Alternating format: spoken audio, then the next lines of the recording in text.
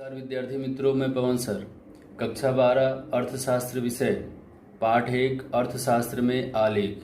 विद्यार्थी मित्रों, हम वीडियो के चौथे भाग में आकृति के प्रकार की चर्चा किए, जिसमें से समय आधारित रेखाकृति की चर्चा हो चुकी है और अगला पॉइंट है स्तंभ आकृति। स्तंभ आकृति की चर्चा हम अभी करेंगे।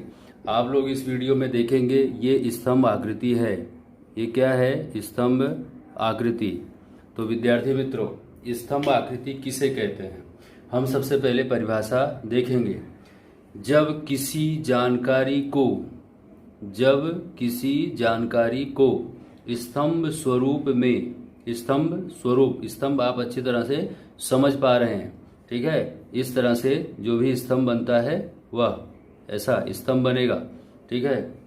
स्तंभ स्वरूप में आलेख में दर्शाया जाए तो उसे स्तंभ आकृति कहते हैं। एकदम सरल परिभाषा है विद्यार्थी मित्रों। जब किसी जानकारी को स्तंभ स्वरूप में आलेख में दर्शाया जाए तो उसे स्तंभ आकृति कहते हैं। ये परिभाषा ये हो गई, डबल इन्वर्टेड कोमा यहाँ पे बंद हो गया। दूसरी परिभाषा यहाँ नीचे और दी हुई है। जब किसी एक चल क्या है ये आप पहले पिछले वीडियो में देख चुके हैं। जब किसी एक चल के मूल्य को विविध विभागों के बीच वितरित किया गया हो, अलग अलग विभाग ऐसे एक से अधिक स्तंभ ऐसे बनाए गए हों, तब उसे अलग अलग विभाग कहते हैं। किया गया हो तब प्रत्येक विभाग के लिए एक स्तंभ बनाया जाता है और स्तंभ की ऊंचाई उसका मूल्य दर्शाती है। इस प्रकार की आकृति को स्तंभ आकृति कहते हैं। फिर से एक बार देखेंगे। जब किसी एक चल के मूल्य को विविध विभागों के बीच वितरित किया गया हो तब प्रत्येक विभाग के लिए एक स्तंभ बनाया जाता है और प्रत्येक स्तंभ की ऊंचाई उसका मूल्य दर्शाती है। इस प्रकार की आकृति को स्तंभ आकृति कहते हैं। तो इस तरह से विद्यार्थी मित्रों ये परिभाषा आपके सामने यहाँ पे दिखाई दे रही है। अब विद्यार्थी मित्रों, स्तंभ आकृति के 3 प्रकार हैं। स्तंभ आकृति के विद्यार्थी मित्रों कितने प्रकार हैं? 3। कौन कौन से? सरल स्तंभ आकृति, पास पास की स्तंभ आकृति और विभाजित स्तंभ आकृति। इस तरह से आप ये 3 प्रकार की आकृति यहाँ पर देख पा रहे हैं, ठीक है। फिर से हम स्तंभ आकृति के प्रकार की एक बार चर्चा करेंगे। नंबर 1 सरल स्तंभ आकृति, पास पास की स्तंभ आकृति और विभाजित स्तंभ आकृति की चर्चा पहले हम देखेंगे विद्यार्थी मित्र। सरल स्तंभ आकृति। तो सरल स्तंभ आकृति क्या है, किसे कहते हैं? किसी एक आधार जैसे कि प्रदेशों, समय काल इत्यादि पर किसी एक मूल्य को दर्शाता है, उसे सरल स्तंभ आकृति कहते हैं। ये इसकी परिभाषा है। अब सरल स्तंभ आकृति आपने देखा होगा कि सरल स्तंभ आकृति में एक्स अक्ष और वाई अक्ष होते हैं। आप पहले भी देख चुके हैं। एक्स अक्ष पर स्वतंत्र चल, वाई अक्ष पर परतंत्र चल दर्शाया जाता है।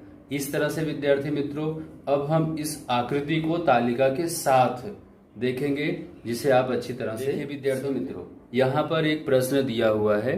किसी एक दुकान में हर 2 महीने में चॉकलेट बॉक्स का विक्रय। किसी एक दुकान में हर 2 महीने में चॉकलेट बॉक्स का विक्रय, जिसकी तालिका यहाँ पर आप देख रहे हैं।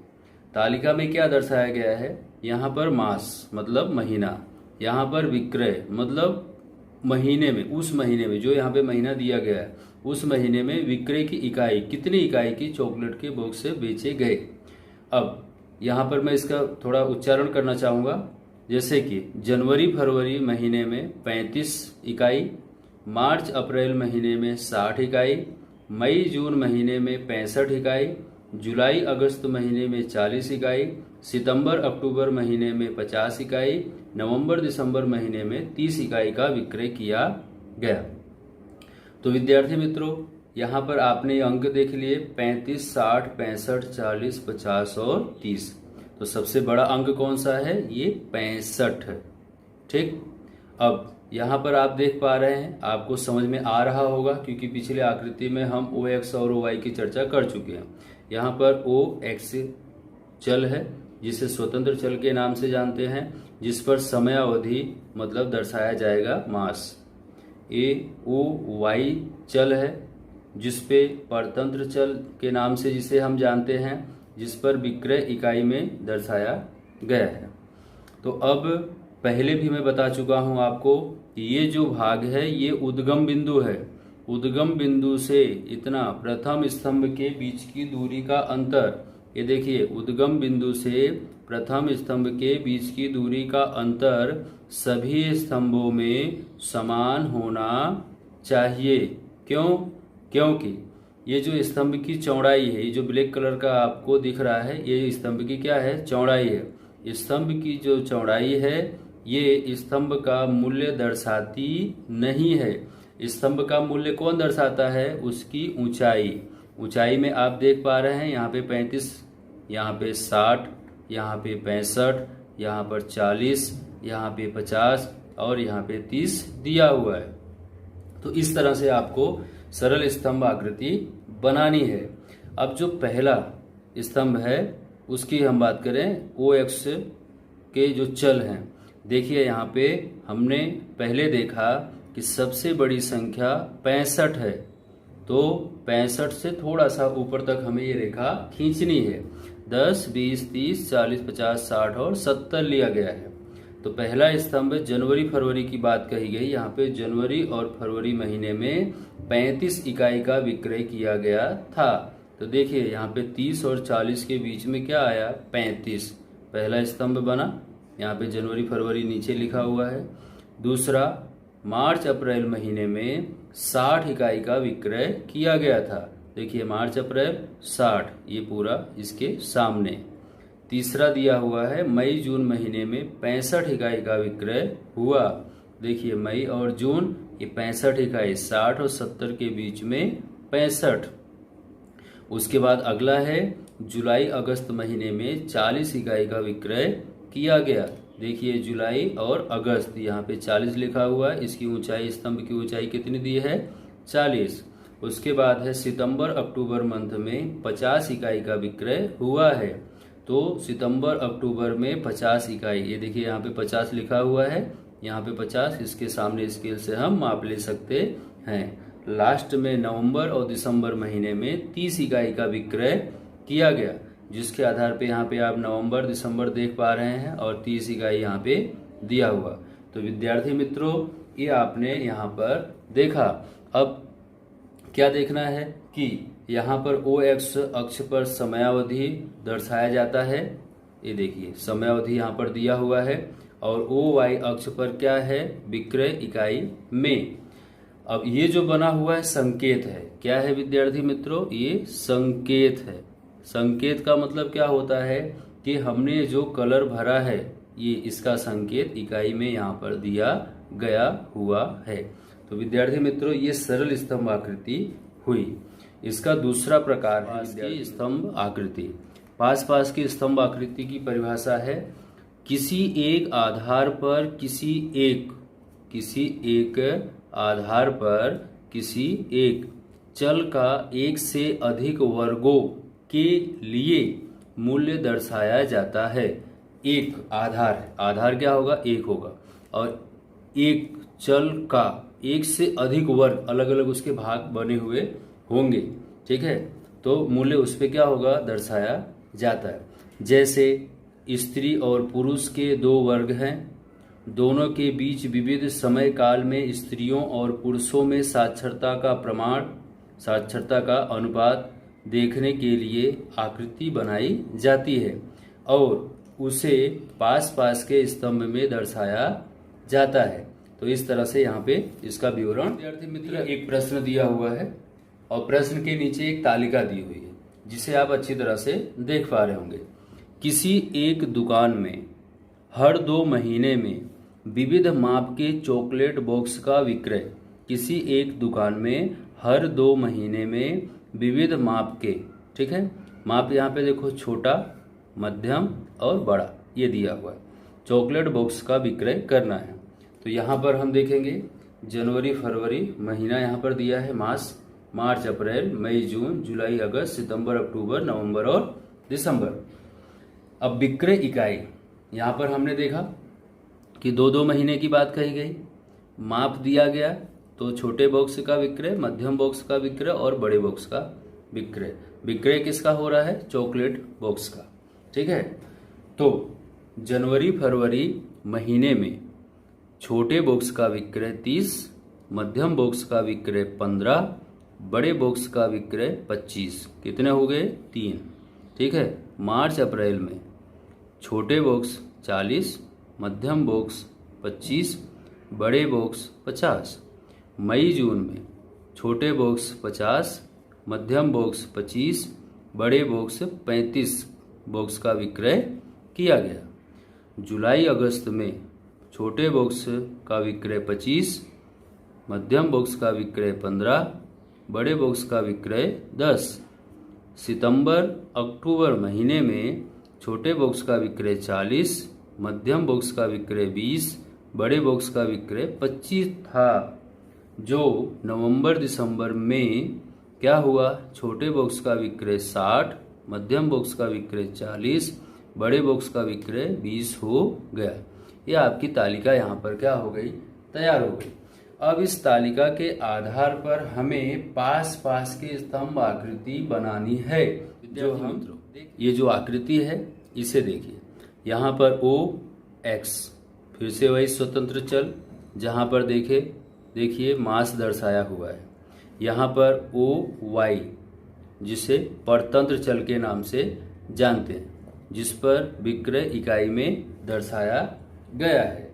तो फिर से देखिए, सभी स्तंभों के बीच जो माप लिया गया है वो कैसा है? समान है। उसके साथ साथ यहाँ पर 3 स्तंभ खड़े हैं। कैसे? अभी आपने देखा कि जनवरी फरवरी महीने में छोटे बॉक्स का विक्रय 30, मध्यम बॉक्स का विक्रय जो है वो 15 और बड़े बॉक्स का विक्रय 25। ये तीनों के माप के आधार पर यहाँ पर दिया गया। तो ये हो गया, देखिए छोटे बॉक्स, ये मध्यम बॉक्स और ये बड़े बॉक्स। इसी के आधार पे ये अलग अलग करके समझाया गया। अगर हम मार्च अप्रैल की बात करें तो छोटे बॉक्स 40, मध्यम बॉक्स 25, बड़े बॉक्स 50। मई जून की बात करते हैं तो छोटे बॉक्स 50, मध्यम बॉक्स 25 और बड़े बॉक्स 35 दिया गया है। जुलाई अगस्त की बात करें तो यहाँ पर आप देख पा रहे हैं छोटे बॉक्स 25, मध्यम बॉक्स 15, बड़े बॉक्स 10। सितंबर अक्टूबर की बात करें तो छोटे बॉक्स 40, मध्यम बॉक्स 20 और बड़े बॉक्स 25। नवंबर दिसंबर की बात करते हैं तो छोटे बॉक्स 60, मध्यम बॉक्स 40 और बड़े बॉक्स 20 का विक्रय किया गया है।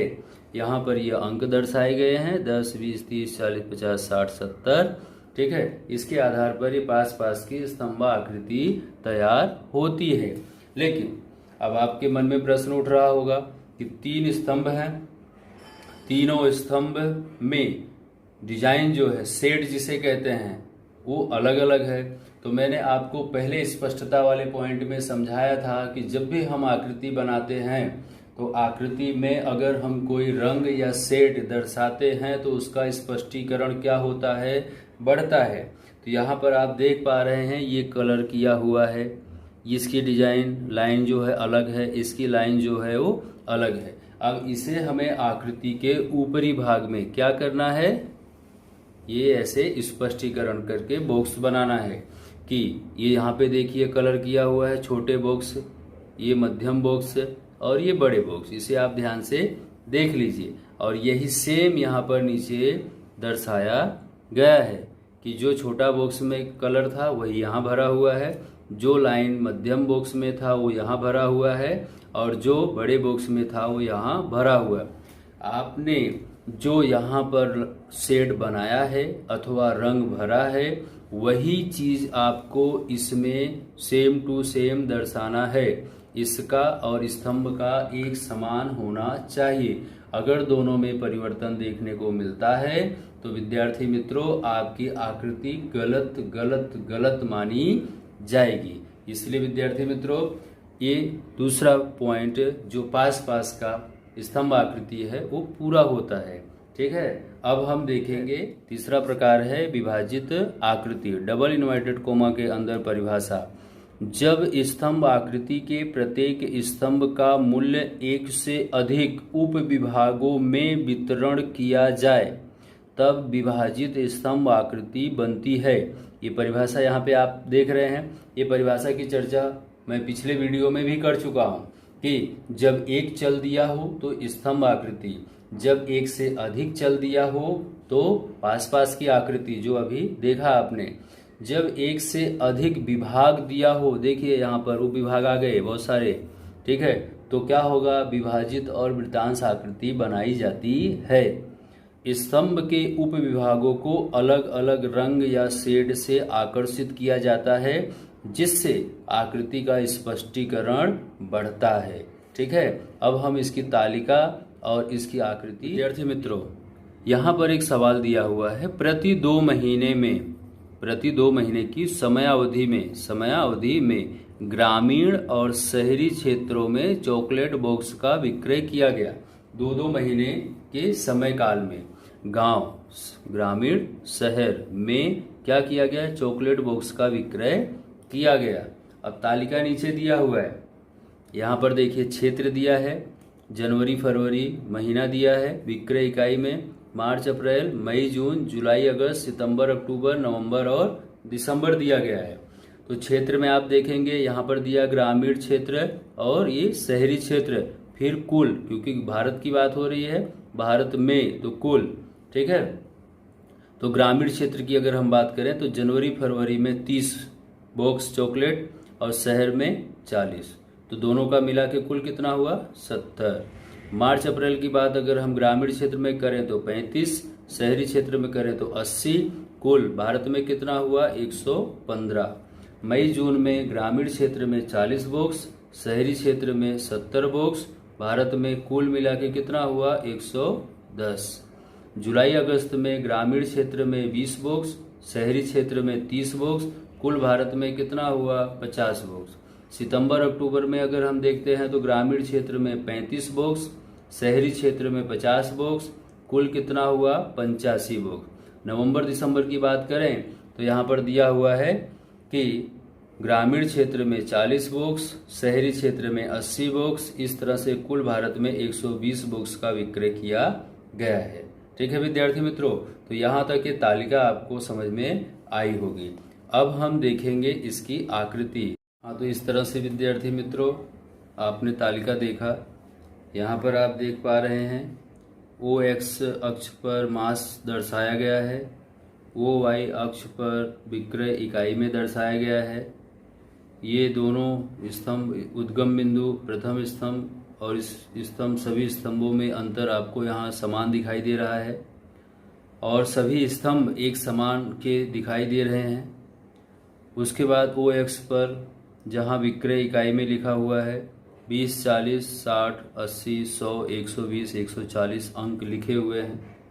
140 इसलिए लिखे हुए हैं कि आपने देखा कि जब हमने बॉक्स, चॉकलेट बॉक्स का विक्रय ग्रामीण और शहरों क्षेत्रों में किया तो 120 अंक सबसे बड़ा उसमें देखने को मिला। अभी जब आप टोटल करेंगे तो आपको पता चलेगा। पहला स्तंभ हम देखते हैं कि उद्गम बिंदु से प्रथम स्तंभ के बीच का जो अंतर है सभी स्तंभ में समान है। पहला स्तंभ जनवरी फरवरी में यहाँ पर दिया हुआ है। ठीक है, तो ग्रामीण क्षेत्र और शहरी क्षेत्र की बात कही गई है। ये जो ब्लैक कलर का आपको रंग जैसा दिख रहा है, ये सारे स्तंभों में ये ग्रामीण क्षेत्र की बात कही गई है। ये जो ऊपर एक शेड बना हुआ है लाइन का, ये क्या है, शहरी क्षेत्र की बात यहाँ पर कही गई है। इस तरह से विद्यार्थी मित्रों जनवरी फरवरी महीने में ग्रामीण क्षेत्र में 30 बॉक्स का विक्रय हुआ, जबकि शहरी क्षेत्र में कितना हुआ, 40। मार्च अप्रैल महीने में ग्रामीण क्षेत्र में 35 बॉक्स चॉकलेट का विक्रय किया गया, जबकि शहरी क्षेत्र में कितना हुआ, 80। इस तरह से अगर इन दोनों का टोटल करोगे तो कितना हो जाएगा 115। तो अब देखिए यहाँ पे 100 लिखा है, यहाँ पे 120 लिखा है, ये इसके बीच में 115 आएगा। ठीक है।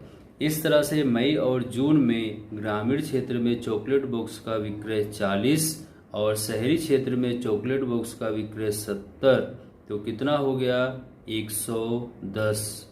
जुलाई अगस्त में ग्रामीण क्षेत्र में 20 चॉकलेट के बॉक्स, शहरी क्षेत्र में 30, इन दोनों का योग कितना हो गया 50। तो ये देखिए ये 50 यहाँ पे 40 और 60 के बीच में। सितंबर और अक्टूबर महीने में ग्रामीण क्षेत्र में चॉकलेट बॉक्स का विक्रय कितना हुआ 35 और शहरी क्षेत्र में कितना हुआ 50, इन दोनों का योग कितना होगा 85। ठीक है। तो अब 85 मतलब 80 और 100 के बीच में 90 और 90 से थोड़ा सा कम, यहाँ पे देखिए 85 आएगा। नवंबर और दिसंबर महीने में ग्रामीण क्षेत्र में विद्यार्थी मित्रों 40 चॉकलेट के बॉक्सों का विक्रय किया गया, जबकि शहरी क्षेत्र में कितना हुआ 80, इन दोनों का योग हुआ कितना 120। तो इसलिए 120 यहाँ पर दिया हुआ है। तो जितना अंक दिया है उतना पूरा का पूरा नहीं, उससे थोड़ा सा ज़्यादा हम जब आकृति बनाते हैं तो ऊपर तक यहाँ लिख लेते हैं। ये आपके स्तंभ तैयार हो गए, विभाजित स्तंभ। एक स्तंभ में 2 क्षेत्र दिए हुए हैं, ग्रामीण और शहरी, ग्रामीण और शहरी, ग्रामीण और शहरी। तो इस तरह से जब एक ही स्तंभ में 2 क्षेत्र दिए हों तो उसके 2 शेड या 2 प्रकार के रंग के द्वारा उसका स्पष्टीकरण किया जाता है। अभी थोड़ी देर पहले मैंने आपको बताया कि अगर हम जो स्तंभ है उसके अंदर कोई शेड देते हैं, जो पास पास की आकृति में चर्चा हुई उसमें 3 प्रकार के स्तंभ थे, 3 स्तंभ थे, छोटे बॉक्स, मध्यम बॉक्स और बड़े बॉक्स। तो तीनों का शेड या कलर अलग अलग था। यहाँ पर विभाजन किया गया है क्योंकि हम विभाजित आकृति देख रहे हैं, इसके लिए अलग अलग है। तो सेम टू सेम संकेत में भी यही चीज आपको दर्शानी है। यहाँ पर जो संकेत है ये देखिए ग्रामीण क्षेत्र है, ये देखिए ग्रामीण क्षेत्र, यहाँ पे जो कलर भरा हुआ है, ये जो रेखाएं बनाई गई हैं, शेड बना हुआ है, ये शहरी क्षेत्र है और यही देखो शहरी क्षेत्र में यहाँ भरा हुआ है। इसमें कोई भी प्रकार का अंतर देखने को नहीं मिलना चाहिए। अगर ये अंतर होता है तो आपकी आकृति क्या होगी, गलत साबित होती है। तो धन्यवाद विद्यार्थी मित्रों। आकृति के प्रकार में स्तंभ आकृति के 3 प्रकार की चर्चा आज हमने की और इन तीनों के बारे में हमने जानकारी प्राप्त की। अब आगे जो है वो अगले नए वीडियो में देखने को